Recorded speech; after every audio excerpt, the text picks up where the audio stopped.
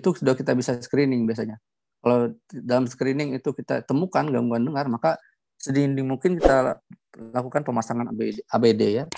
Jadi sudah ada ABD yang bisa kita berikan pada bayi. Dan bila memang gangguan dengar yang terjadi itu derajatnya berat atau sangat berat ya, maka pilihan yang paling baik adalah dipasang implan koklea ya. Jadi dipasang alat yang langsung terhubung dengan saraf telinganya. Dan sebelum dilakukan pemasangan ini tentunya tetap dilakukan pemasangan ABD dulu ya. Karena yang penting pertama kali adalah bagaimana anak itu beradaptasi dengan suara-suara dulu. Kalau kita bayi 6 bulan langsung kita pasang implan koklea, dia akan kaget sekali nanti. Dari dia tidak pernah mendengar sama sekali, tiba-tiba mendengar suara bermacam-macam, dia akan bukannya dia akan merasa senang atau merasa ini ya, dia akan stres gitu. Karena dari yang sunyi sekali, tiba-tiba dia mendengar suara-suara yang dia sama sekali tidak ngerti seperti itu. Makanya harus beradaptasi dulu dengan pemasangan ABD.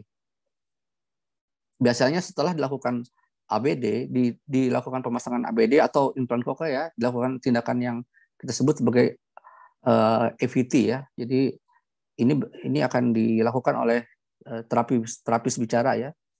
Jadi teman-teman di bagian terapis bicara akan memberikan suatu keterampilan ya, suatu pembelajaran yang di mana dia akan melatih anak berbicara dengan menggunakan alat yang sudah terpasang. Karena memang ada beberapa macam ya terapi bicara ini. Ada terapi bicara yang dia menggunakan bahasa isyarat, itu beda lagi ya. Pada penanganan anak-anak dengan gangguan dengar yang sudah kita lakukan pemasangan ABD, maka alat bantu dengar ataupun implan koklea itu harus benar-benar dia gunakan untuk berbicara.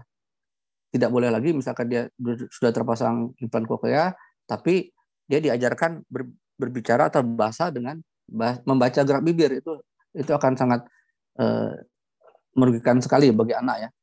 Karena begitu dia terpasang alat bantu dengar, idealnya dia berbicara dengan apa yang dia dengar, bukan dari apa yang dia lihat. Karena kalau hanya mengandalkan gerak bibir, membaca gerak bibir, dia akan kesulitan pada saat menerima telepon ya, pada saat berbicara dari jarak yang agak jauh.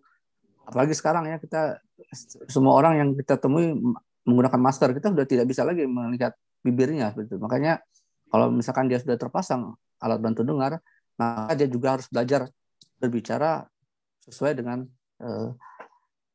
fungsi dari alat bantu dengar yang sudah terpasang pada anak tersebut.